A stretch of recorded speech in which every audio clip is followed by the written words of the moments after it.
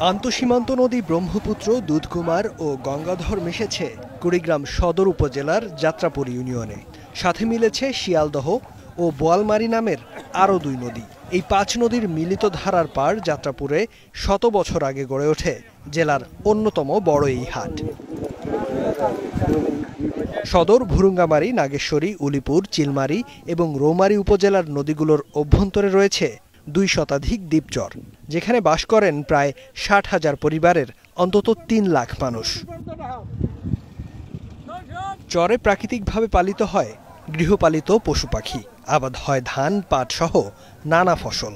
সপ্তাহের প্রতি শনি ও মঙ্গলবার এসব বিক্রির জন্য নৌকায় করে যাত্রাপুর হাটে নিয়ে যান স্থানীয়রা। সবসময় এখানে যে কোনো বেচা কিনে এখানে করি, আর এখান থেকে যা প্রয়োজন হয় এখান থেকে কিনে নিয়ে বাড়ি নিয়ে যাই। কালাই, শস্য, গম, পেড়া এগুলো আবাদ করে খাই, তাছাড়া আমার উপায় নেই।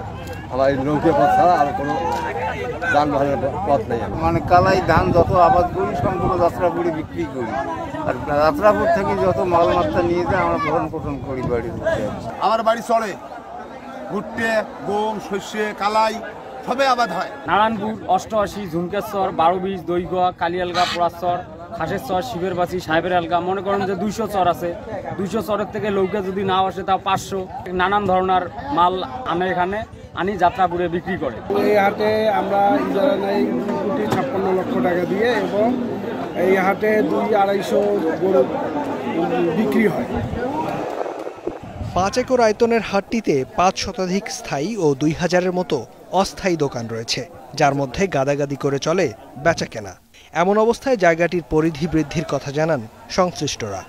প্রশাসনের সাথে কথাও বলতেছি যাতে হাটটাকে আরো প্রস্তুত করা যায় বা আরো কিছু জায়গা জমি নেওয়া যায়, তাহলে আমাদের এই যে চর অঞ্চলের মানুষগুলো উপকৃত হবে। শুষ্ক মৌসুমে এই হাটটির জায়গা বেশ বড় হয়, কিন্তু বর্ষা মৌসুমে বন্যার পানি প্রবেশ করার কারণে জায়গার কিছুটা অপূলতা আছে।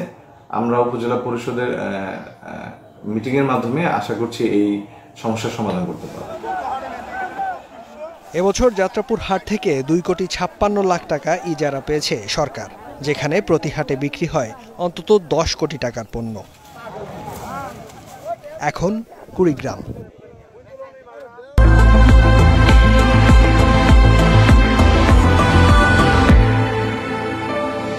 Hurling. Be a show stealer.